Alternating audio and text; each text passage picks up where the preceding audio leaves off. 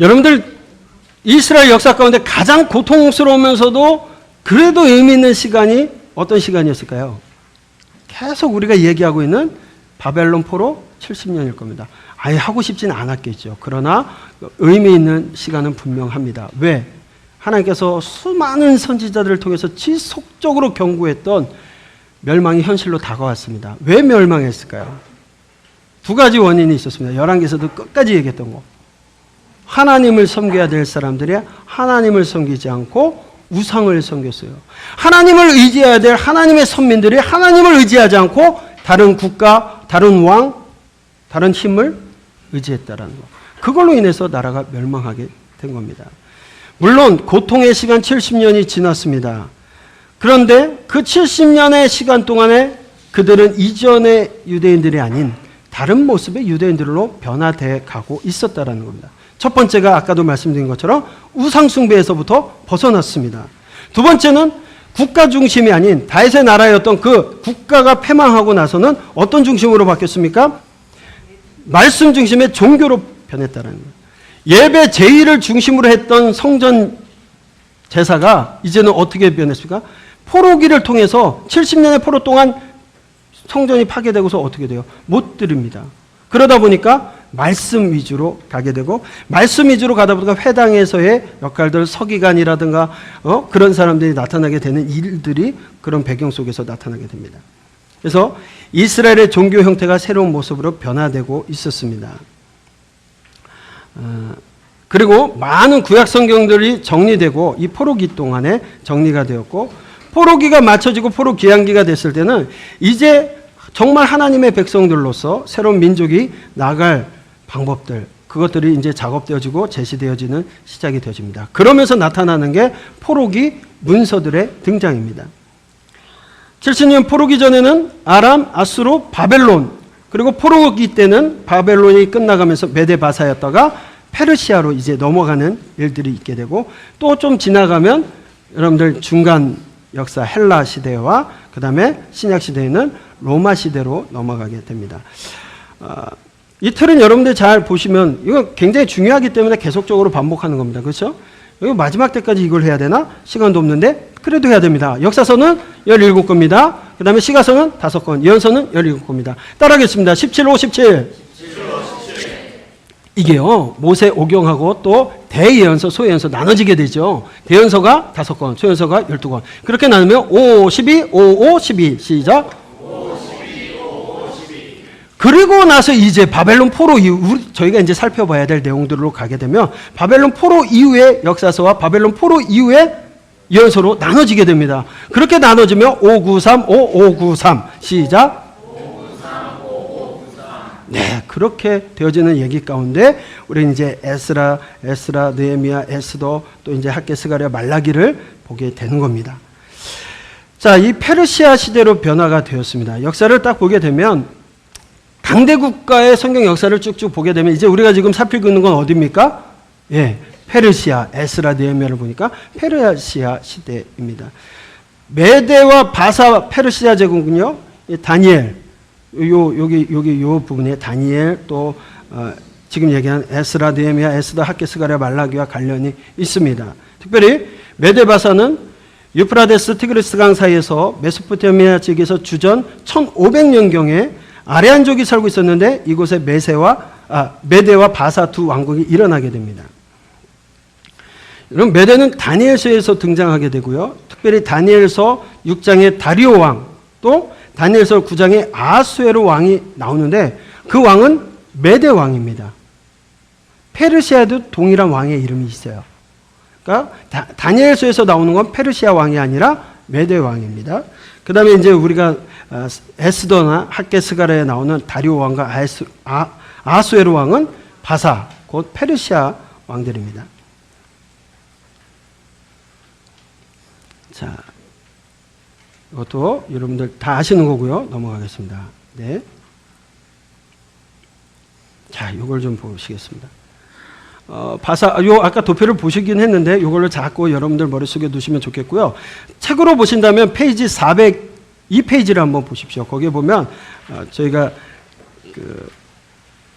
연대표를 해놨는데 거기에 보시기에는 참고가 될 겁니다. 페이지 402페이지와 3페이지를 보시게 되면 성경에 등장하는 페르시아의 첫 번째 왕이 누구였습니까? 고레스입니다. 고레스는 이 페르시아만 안샨이라는 나라에서 5대 분봉왕으로 세워졌던 왕으로 사실은 이 바사국, 갈대아국의 5대 왕, 고레스 2세를 이야기하고 있는 겁니다.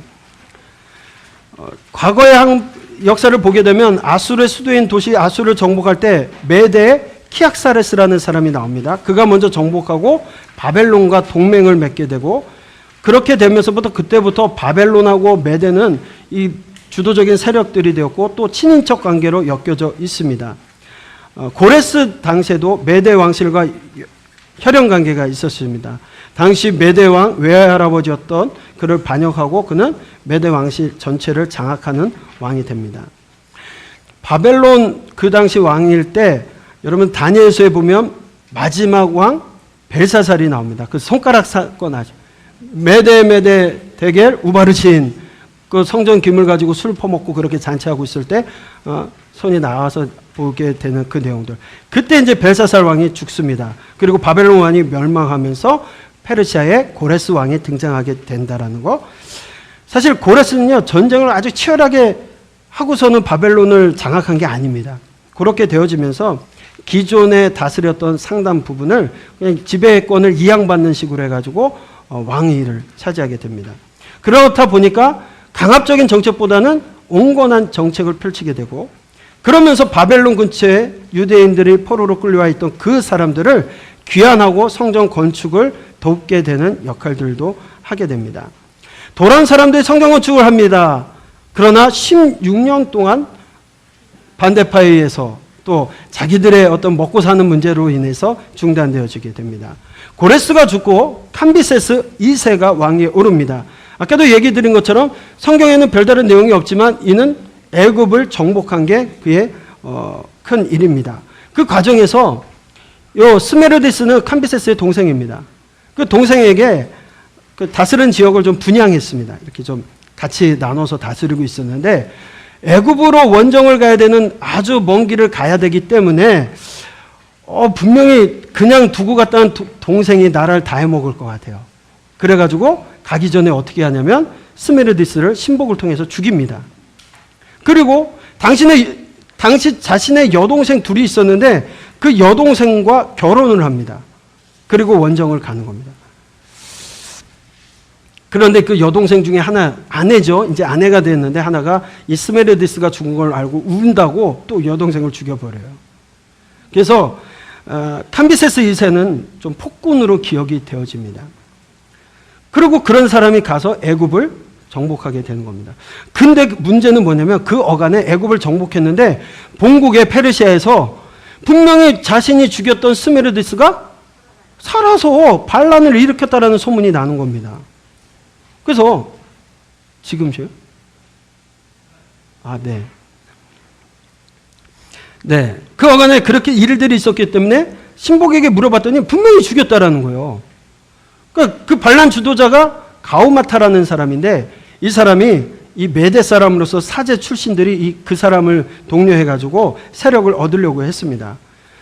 그 소식을 듣고 캄비세스가 충격을 받았는지 돌아오는 길에 죽습니다. 왜 죽었는지 몰라요. 자살을 했다. 사고사가 있었을 거다. 어떤 내용은 칼을 빼가지고 나를 따르라 하다가 허벅지를 찔러가지고 죽었다는 얘기도 있어요. 어쨌든 죽습니다. 그리고 본국에서는 가짜 스메르디스가 계속 왕의 역할을 하는데 좀 이상해요. 왕인데 드러내질 않습니다. 다 누가 정치를 하냐면 사제들이, 사제계급의 사람들이 나서서 일을 합니다. 그 와중에 어떤 일이 있었냐면 페르시아 귀족 중에 한 사람이었던 오타네스라는 사람이 이 스메르디스하고 자기 딸을 시집을 보내요. 결혼을 시킵니다. 근데 가서 보니까 결혼하고 안 사실입니다. 가짜라는 거였어요. 자신이 알고 있었던 사람에게 좀 이런 일들로 인해서 모으기 시작합니다. 그래서 7명이 나와서 싸우게 됐는데 사제 계급들이 얼마나 철저하게 준비를 했는지 이거 보통 당할 수가 없는 상황이 되어지는 겁니다. 그러다가 애굽에 원정 나갔던 사람들이 돌아옵니다. 스메르디스를 죽였던, 진짜 스메르디스를 죽였던 사람이 왔어요. 오니까 사제 그룹들이 그 사람을 포섭하는 겁니다. 야, 이 가짜가 진짜라고 해달라고. 그러면 너가 원하는 걸 다 해주고, 이런 식으로 해가지고 이 사람이 포섭되는 것처럼 하다가 얘 가짜다! 그리고 뛰어내려서 자살을 해버려요. 그러니까 되게 재밌는 얘기인데 콩가루 얘기 같은 얘기예요. 자기가 진짜를 죽였다고 하니까 이 가짜를 따르던 사람들이 혼란이 있을 거 아닙니까, 백성들이. 그런 일들이 있는 상황에서 7명이 자연스럽게 그를 몰아내게 됩니다. 그리고 가우마타를 따르던 사람들을 다 제거하고 반란을 잠재웁니다. 문제는 이 7명이 이제 이 나라를 어떻게 통치할 것이냐, 이거에 대한 문제가 생긴 거예요. 그러다 보니까 처음에 그것을 주장했던 결혼시켰던 오타네스라는 사람이 복잡해요. 그러니까 자기는 그냥 우리 가문은 여기서 좀 건들지 마라. 치해법권 인정해달라 하고 자기는 탈퇴해요. 6명들만 알아서 니들이 왕을 해라. 이러고서 자기는 치해법권으로 좀 안정을 하게 됩니다. 근데 이 왕을 쟁탈하는데 어떤 방법으로 왕을 세울 것이냐? 그러다가 나온 게 말 달리기를 시켜요. 그래서 말을 타고서 위치까지 갔다가 제일 먼저 와가지고 말이 짖는 게 그게 왕이 되는 거예요. 자, 그러니까 이 다리오가 그 밑에 말을 잘 조련하는 사람이 있었어요. 결과적으로 누가 왕이 됐겠습니까? 다리오가 1등을 해가지고 왕이 됩니다. 그런데 여러분들 생각해 보세요. 왕의 정통성이 있습니까? 없습니까? 없습니다. 그러다 보니까 캄비세스 여동생, 결혼했던 아내를 데려다가 결혼해가지고 왕의 정통성을 인정받으려고 합니다. 그런 식의 이제 여러분들 아시다시피 하케스가라 예언하게 되는 내용들이 됩니다. 그때 이제 성전 중지가 되어져 있는데 그것에 대한 확인이 들어오게 되고 그 확인을 해주면서 고레스의 그 조서를 발견하게 되고 오히려 더 도와주게 되는 일들이 되어지고 있습니다.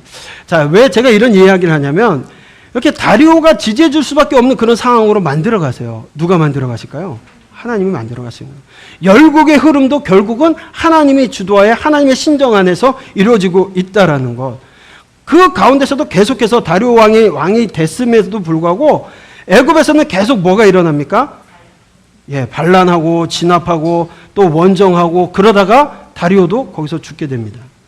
그 뒤를 이어서 아들이었던 아하수에로 1세가 왕이 됩니다. 에스더의 남편이 되는데 이 사람도요 계속적인 전쟁의 일이 있습니다. 이 마게도냐 그리스도 여러분 보시다면 나눔 관대하다 거기서 나오죠. 300에서 스파르타 거기 그리스도하고 싸울 때 거기 나오는 왕 그 이상하게 생긴 사람 있잖아요. 그 사람이 이제 아하수에로 왕을 얘기하고 있는 건데 이 사람이 원정 갔다 와가지고 무슨 일이 있었는지 힘이 들었는지 정신이 나갔는지 자기 부하들의 부인들을 데려다가 다 성추행해버리는 일들이 일어나요.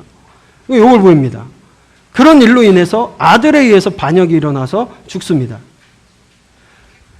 그 반대 세력을 갖다가 그 아들이 이 아닥사스다가 아니고요. 아들이 죽였는데 그 동생이 그 중인 아들을 쳐버리고 왕이 돼요. 그게 아닥사스다 왕입니다. 이 아닥사스다 때 에스라의 귀환과 느헤미야 귀환 또 말라기의 예언이 이루어지게 되는 겁니다. 근데 왕이 바뀔 때마다 자꾸 애굽의 반란을 일으키니까 애굽에서는 페르시아에서는 총독을 내려보내는 겁니다. 그래서 강 서편에다가 총독 메가비두스라는 사람을 세워놨는데 이놈이 애굽을 잠재우라고 세워놨더니 요게 반란을 일으켜요. 근데 어쨌든 전쟁이 없이 처리가 됩니다. 그런 처리된 상황 속에서 계속 반란의 위기는 있는 겁니다. 그때 왕은 계속 아닥사스다입니다.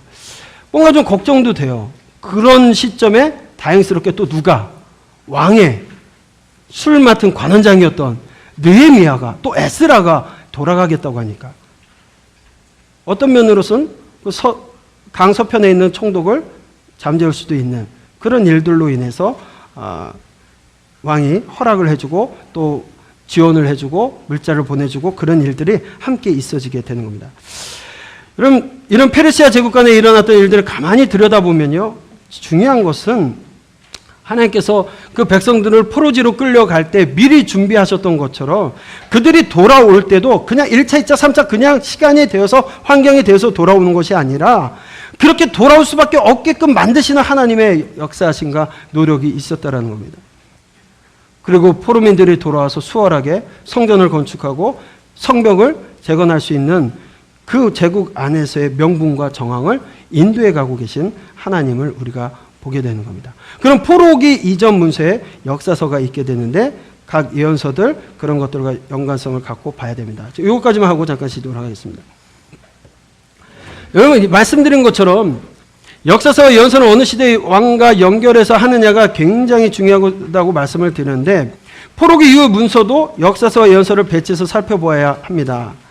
에스라 1장에서 4장까지는 스룹바벨과 예수아가 1차 포로로 귀환해서 성적 재건 공사를 하는 내용이 되어집니다. 그러다가 방해가 일어나고 16년간 성전 재건이 중단되는 역사가 일어나게 되는데 그때가 페르시아 왕 고레스 캄비세스 그리고 가짜 스메르디스 왕 시대 그 시기였습니다.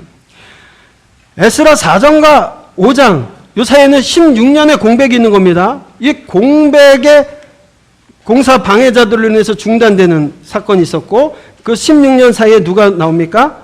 학개와 스가랴가 성전을 줘야 됨을 당위성을 이야기하게 됩니다. 이 연서를 얘기하게 됩니다. 성전이 머물러 있으니까 정지됐으니까 성전을 지어라 라고 이야기할 수밖에 없습니다. 이때 학개와 스가랴가 활동하게 됩니다. 그러니까 4장을 보시고 여러분 성경을 읽어가실 때는 학개 스가랴를 보시는 게 오늘 이해하시는 데 도움이 될 겁니다. 에스라 5장과 6장에서는 학개 스가랴의 활동으로 인해서 성전 공사가 5장에서 재개되고 6장에서 완성되어지게 됩니다.